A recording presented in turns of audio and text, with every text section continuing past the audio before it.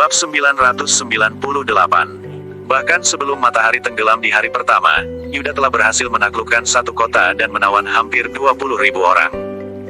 Ini merupakan kerugian besar bagi keluarga Juwanto. Namun, Kumar masih belum mengetahui tentang semua ini. Pada saat ini, dia sedang menunggu kedatangan semua orang dengan bahagia, berharap mereka akan datang dengan membawa Yuda.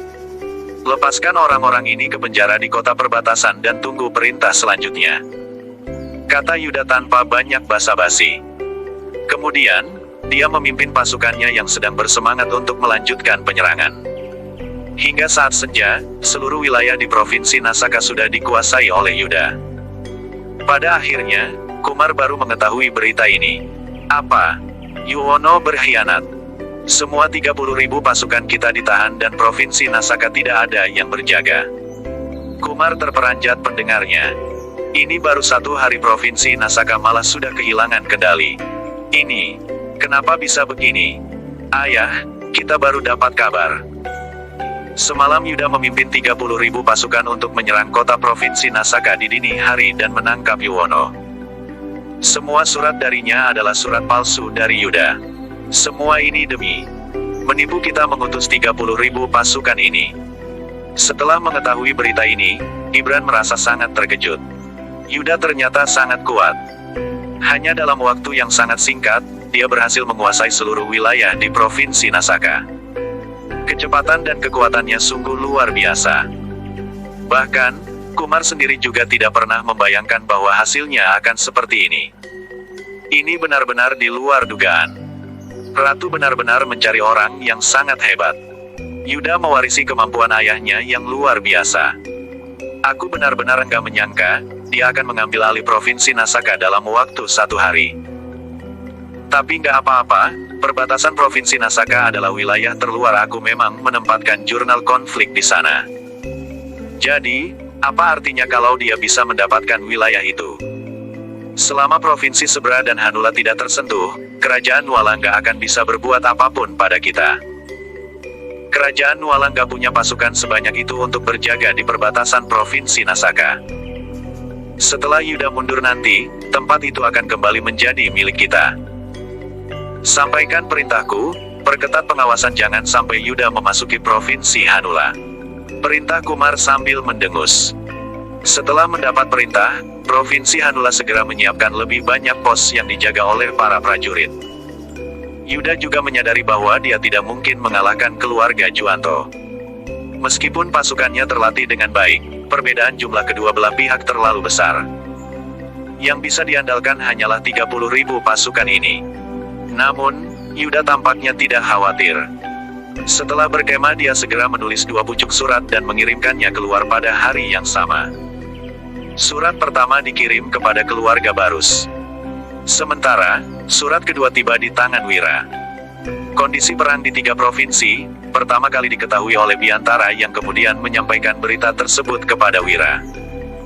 Melihat hasil pertempuran, Wira tersenyum tipis. Yuda memang hebat, kecepatan penyerangannya ini bagaikan dewa perang.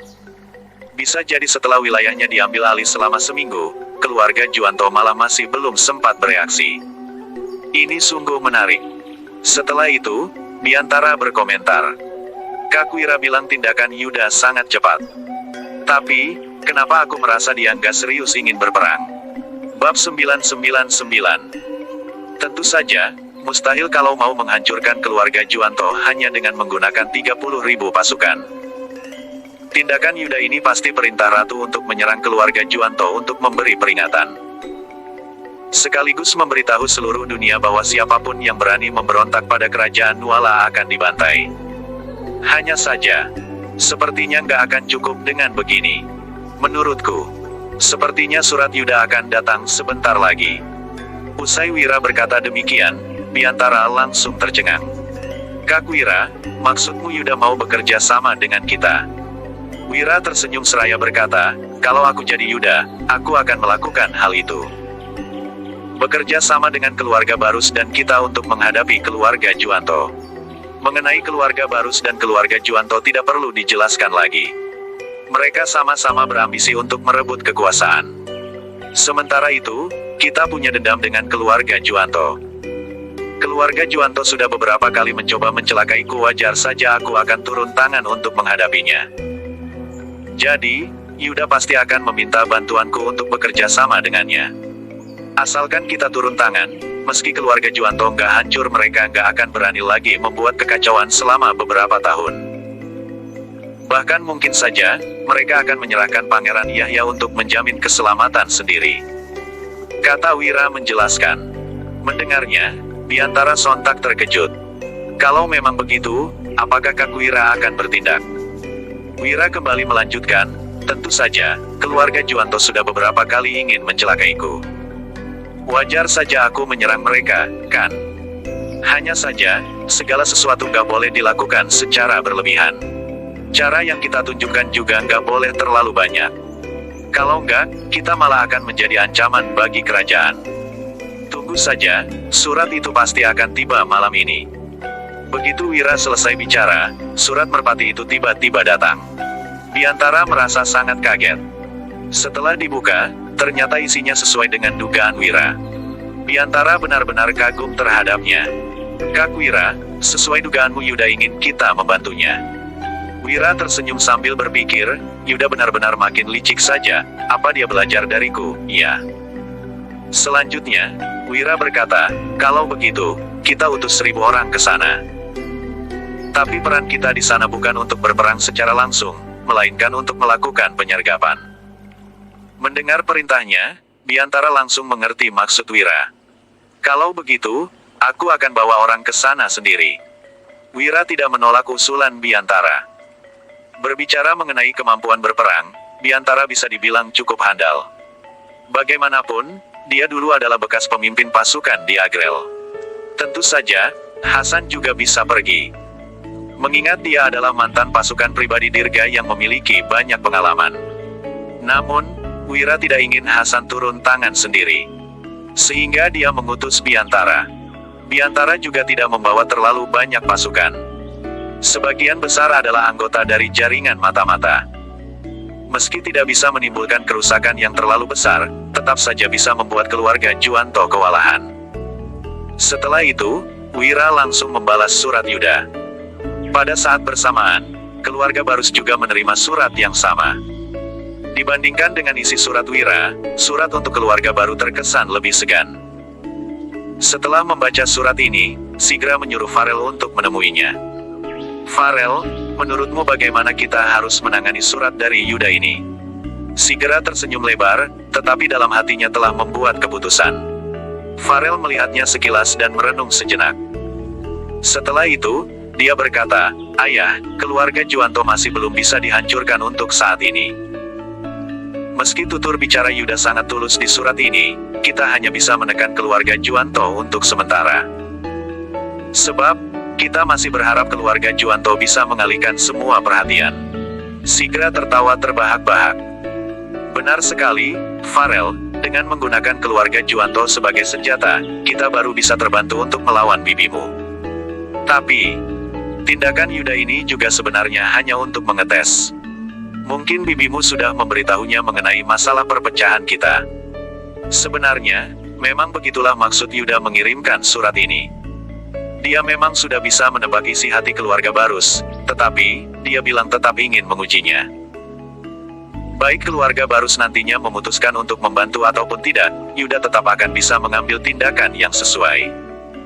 Hal ini sangat penting bagi Yuda dan juga kerajaan Nuala. Kalau begitu, kita bantu dengan sederhana saja. Tanya Farel, seraya mengedipkan matanya. Sigra tersenyum mendengar pertanyaannya. Bab 1000. Di kota perbatasan, Yuda sedang duduk di dalam tenda militer sambil melihat buku strategi. Tiba-tiba, seseorang prajurit masuk dengan tergesa-gesa sambil membawa selembar surat. Laporan, Jenderal Yuda. Ada surat dari Tuan Wahyudi, kata prajurit itu. Mendengar laporan itu, ekspresi Yuda langsung menjadi gelisah. Dia buru-buru bangkit seraya melambaikan tangannya ke arah prajurit itu dan mendesak, cepat bawa kemari biar aku lihat. Baik, Jenderal. Prajurit itu segera mendekat, dan memberikan surat itu kepada Yuda. Melihat isi surat itu, Yuda merasa senang bukan main. Baguslah, Tuan Wahyudi akhirnya setuju untuk membantu kita. Pada saat ini, wakil jenderal yang berdiri di samping Yuda dengan wajah panik bertanya dengan heran, "Jenderal, maksud Anda, Tuan Wahyudi mau turun tangan untuk membantu kita menangani masalah ini?" "Benar sekali," balas Yuda dengan kegirangan. "Aku percaya, kalau Tuan Wahyudi membantu, kita pasti akan bisa menang kali ini." Mendengar ucapannya, ekspresi sang wakil jenderal Zabit tampak serius. Setelah terdiam sejenak, dia bertanya dengan hati-hati, "Jenderal, bagaimana Tuan Wahyudi mau membantu kita? Dia tidak memberikan satu pasukan pun pada kita. Apakah hanya dengan ucapannya saja bisa membuat kita menang?" Usai mengatakan hal itu, ekspresi Zabit kembali terlihat serius. Saat ini adalah masa kritis, mereka tidak boleh terus menunda-nunda lagi. Namun, tidak terlintas kepanikan sama sekali pada wajah Yuda. Dia malah menjawab dengan tersenyum tenang, "Hehe. Nggak masalah. Tuan Wahyudi punya banyak cara dan taktiknya juga sangat hebat. Kalau dia setuju untuk membantu kita, aku percaya dia punya cara lain meskipun nggak mengirimkan pasukan secara langsung." Lantaran Yuda sudah berkata demikian, Zabit juga tidak berani banyak bertanya lagi. Dia hanya mengangguk dan berkata, "Semoga saja begitu." Tiba-tiba, seorang prajurit kembali melaporkan ke dalam tenda. "Jenderal, ini adalah surat dari keluarga Barus, silakan Anda periksa." Senyuman Yuda tampak semakin meregah, dia mengangguk dan menjawab, "Hehe. Bagus. Bawakan ke sini untukku." Prajurit itu langsung maju dan menyerahkan surat tersebut. "Jenderal, apa isi surat itu?" tanya Zabit dengan tak sabaran. Setelah terlihat terkejut sejenak, Yuda menyerahkan surat itu kepada Zabit dengan ekspresi yang penuh pengertian. Zabit buru-buru membaca surat itu, lalu tertegun. "Ini surat dari keluarga Barus." Tapi Jenderal, kalau keluarga Barus mau membantu kita, kenapa mereka hanya mengerahkan 5.000 pasukan?" Dengan wajah keheranan, Zabit bahkan meragukan dirinya salah membaca isi surat tersebut. Pasalnya, ini benar-benar di luar dugaan. Dia melihat ke arah Yuda, lalu bertanya dengan panik, "Jenderal, apakah keluarga Barus benar-benar berniat membantu kita?" "Tentu saja," jawab Yuda. Bab 1001. Yuda tersenyum, tidak terlihat sedikitpun kepanikan dan kebingungan di wajahnya, seolah-olah semua ini berada dalam kendalinya. Ketika melihat ini, Zabit merasa makin bingung. Dia menatap Yuda dengan curiga sambil bertanya, "Jenderal, mengapa kamu tersenyum? Ini tentang kemenangan kita melawan keluarga Juanto. Aku nggak menyangka keluarga baru akan seperti ini. Bukankah mereka jelas-jelas mempermainkan kita?" Mendengar ini, Yuda pun menggeleng dengan tidak acuh. Dia menimpali dengan lirih, "Sebenarnya, keluarga Barus sudah termasuk luar biasa karena mengutus 5.000 pasukan untuk kita gunakan." "Hah?" Zabit tampak bingung. "Jenderal, aku nggak mengerti. Aku nggak perlu memberitahumu tujuan perang ini lagi, kan?" balas Yuda sambil menatap Zabit lekat-lekat. Kemudian, dia meneruskan dengan tegas, "Keluarga Juanto menyerang karena mereka memiliki Pangeran Yahya. Ratu menyerang karena mendiang raja menyuruhnya menggantikan putra mahkota untuk sementara waktu. Kedua pihak ini sama-sama memiliki alasan. Tapi, keluarga Barus nggak punya siapa-siapa. Mereka nggak akan bisa bertindak jika dunia ini terus damai. Dengan memanfaatkan kekacauan, keluarga Barus baru bisa mendapatkan keuntungan. Jadi, mengutus 5.000 pasukan sudah termasuk toleransi terbesar mereka," lanjut Yuda yang menarik nafas dalam-dalam. Ekspresinya tampak sangat serius. "Maksud Jenderal, keluarga Barus nggak ingin menyinggung siapapun, jadi bertindak seperti ini?" tanya Zabit. Mendengar ini, Yuda tersenyum sembari mengangguk. Sesudah mendengar analisis Yuda, Zabit akhirnya mengerti. Dia mengangguk, sambil berkata dengan lirih, "Rupanya begitu. Mereka nggak ingin menyinggung siapapun, jadi terus bersembunyi untuk menunggu kesempatan." Setelah mengatakan ini, Zabit merasa ada yang tidak beres. Dia segera menunduk, lalu menjelaskan dengan panik, "Maafkan aku, Jenderal, aku sudah salah bicara. Jika ada orang yang sengaja menyebarkan pembicaraan mereka ini, Zabit bisa saja dihukum penggal." Kini, Zabit tampak gemetaran dan takut. Sampai keringat dingin bercucuran di dahinya. Dia menatap Yuda dengan agak gugup. Yuda hanya menggeleng ringan dan membalas dengan suara rendah, "Atur dulu 5.000 pasukan yang diutus oleh keluarga Barus." "Baik, Jenderal." Ketika melihat Yuda seperti tidak berniat menyalahkannya, ekspresi Zabit menjadi agak lega. Dia menepuk-nepuk bibirnya sendiri dengan frustasi. Lain kali, dia tidak boleh berbicara selancang itu lagi. Tidak berselang lama, Yuda selesai menuliskan surat tentang tantangan kepada Kumar. Akan tetapi, ekspresi Zabit tampak agak masam. Setelah ragu-ragu sejenak, dia berucap, "Jenderal, dengar-dengar Kumar telah mengumpulkan 50.000 pasukan untuk melawan kita. Kesenjangannya terlalu besar, gimana bisa menang?" Meskipun begitu, Yuda tetap kelihatan tenang. Dia menyahut, "Gak masalah, ada penasihat militer yang membantu kita. Kita sudah pasti memenangkan pertempuran ini." Kemudian, Yuda memerintahkan dengan tegas, "Suruh Kumar menunggu kita di persimpangan antara kedua provinsi besok siang. Kita pasti akan mengalahkan mereka." Bab 1002. Beberapa saat kemudian, Kumar akhirnya menerima surat tantangan tersebut. Awalnya, Kumar sedang duduk di camp sambil menikmati teh. Ketika menerima surat dari Yuda, dia pun tertegun sesaat sebelum tertawa terbahak-bahak. Kumar segera membaca surat tantangan itu. Kemudian, dia melemparkannya ke samping dengan ekspresi menghina. Menarik sekali, Yuda mengira dirinya begitu hebat. Dia ingin mengalahkan 50.000 pasukanku dengan 30.000 pasukannya. Dia kira, dirinya dewa perang yang tak terkalahkan. Konyol sekali, hahaha. Wakil jenderal yang berdiri di samping Kumar pun mengangguk sambil membalas, "Benar." Meskipun Yuda dikenal sebagai jenderal tak terkalahkan, kesenjangan kekuatan kali ini terlalu besar. Dia sudah pasti akan mati. Kecuali, menyerah dan tunduk kepada kita. Perkataan wakil jenderal ini membuat Kumar tergelak lagi. Sorot matanya tampak berbinar-binar, sedangkan ekspresinya dipenuhi keangkuhan. Kali ini, Kumari yakin dirinya akan menang. Dia bersumpah akan melenyapkan Yuda yang merupakan momok terbesar ini. Setelah Ratu kehilangan orang kepercayaannya ini, dunia ini pasti akan menjadi milik keluarga Juwanto. Hati Kumar dipenuhi penantian. Dia terkekeh-kekeh sambil mengangguk, lalu menggebrak meja dan bangkit dari kursinya. Dia memerintahkan, "Kumpulkan pasukan, ikut aku ke persimpangan Provinsi Nasaka." Baik. Dengan demikian, sekelompok orang segera menuju ke Provinsi Nasaka. Di sisi lain, Yuda dan 35.000 pasukannya sudah menunggu di sana. "Jenderal, mereka sudah datang," seru Zabit. Ketika menatap Kumar, ekspresinya tampak serius dan waspada. Ketika melihat sudah dekat, Kumar tiba-tiba mengangkat tangan untuk menghentikan pasukan di belakangnya. Kemudian, dia menarik tali kudanya sambil tersenyum dan memajukan beberapa langkah. Ketika melihat situasi ini, wakil jenderalnya Kumar sontak merasa panik. Dia ingin maju, tetapi Kumar melambaikan tangan sebagai isyarat untuk diam di tempat.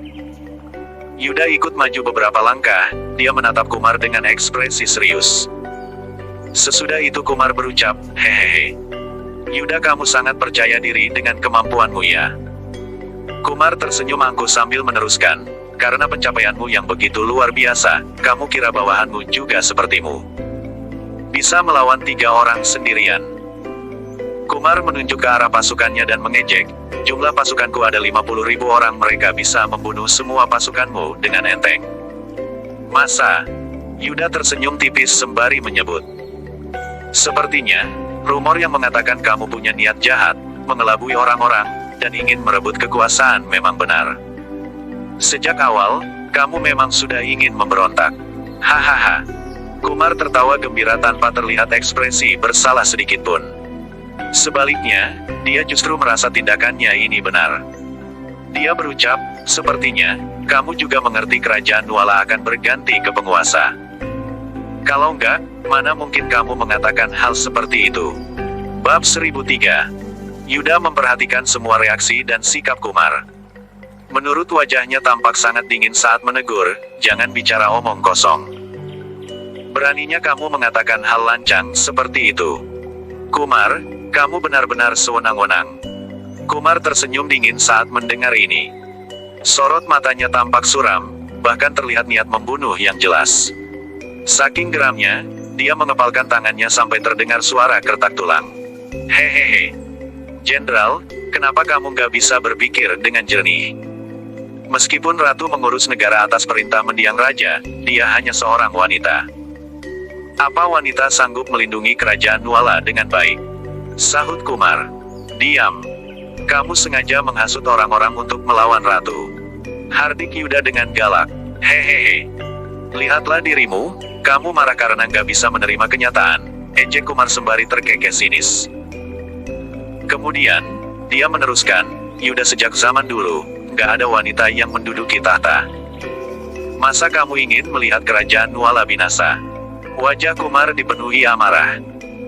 Dia mendengus, lalu mengernyit sambil menambahkan, pokoknya, kalau wanita ini memerintah sampai puluhan tahun, kerajaan Nuala yang makmur pasti akan hancur.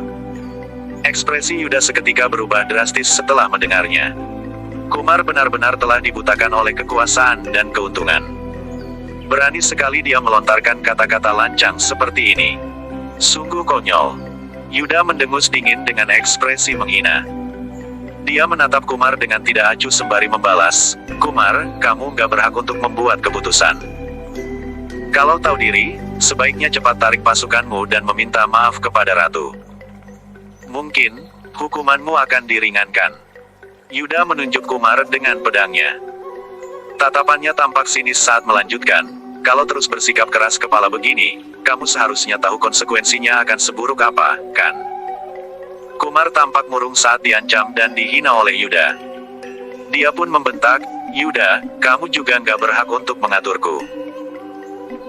Setelah mengatakan itu, Kumar tiba-tiba menyadari sesuatu. Dia tersenyum sinis, selalu menatap Yuda dengan tatapan mengejek dan bertanya, Yuda, kamu terus berbasa-basi denganku, jangan-jangan kamu sengaja mengulur waktu. Kumar terkekeh-kekeh. Dia mencemooh, hehe. Yuda, sebaiknya kamu nggak perlu melakukan hal-hal nggak berguna seperti ini. Untuk apa kamu buang-buang waktu? Kamu sudah pasti kalah hari ini.